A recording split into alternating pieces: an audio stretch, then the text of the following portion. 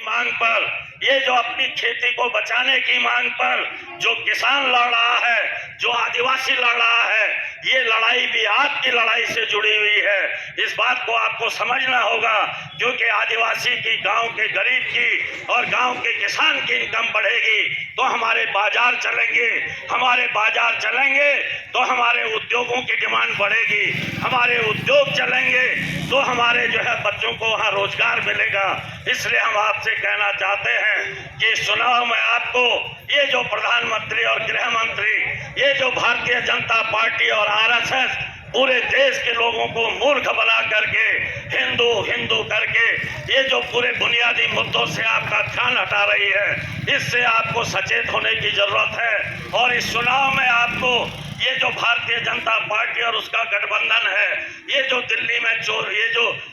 मुंबई में, ये जो महाराष्ट्र में इनकी चोरी की सरकार चल रही है, इस सरकार को जो है उखाड़ फेंकना है और अपने इलाके से आपको एक ऐसे प्रतिनिधि को भेजना है जो प्रतिनिधि आपकी लड़ाई को सड़क से लेकर के सदन तक लड़ सके। और ये गोबर सिर्फ लाल झंडे के सिपाहियों में है और किसी में नहीं है, बाकियों का कोई भरोसा नहीं है। आज आप किसी को चुनाव जीत करके भेजोगे किसी पार्टी में, वो वहां जा करके या तो जो है डर के मारे, सीबीआई के डर से, आईबी के डर से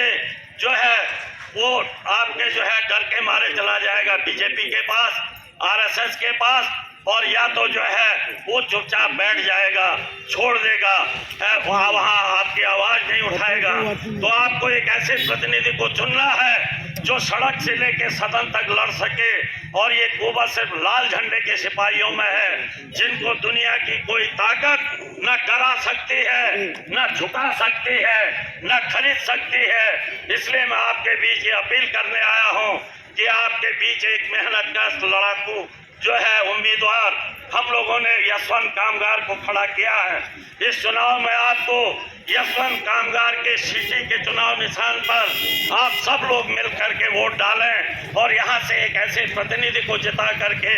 इस प्रदेश की विधानसभा में भेजें जो आपके सांकरी विधानसभा क्षेत्र के साथ साथ पूरे महाराष्ट्र के जनता के, यहाँ के गरीबों के, यहाँ के शेतकारी हों, यहाँ के आदिवासी हों, यहाँ के मजदूर हों, यहाँ के छोटे मोटे व्यापारी हों, इनकी आवाज़ को विधानसभा में लड़ सके, इनकी आवाज़ पर, और सड़क में भी आपके जो है संघर्षों का नेतृत्व कर सके। ये जितने भी आज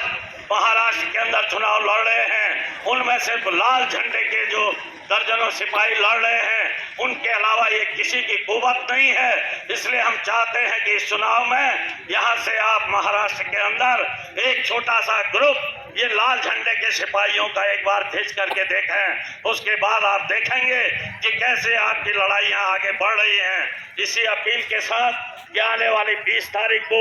आप एक उम्मीदवार को सांकरी से याद रखेंगे, यशवंत कामगार, और एक जो है चुनाव निशान आप याद रखेंगे, सीटी। इसी के साथ मैं अपनी बात समाप्त करता हूँ। आप सबका धन्यवाद।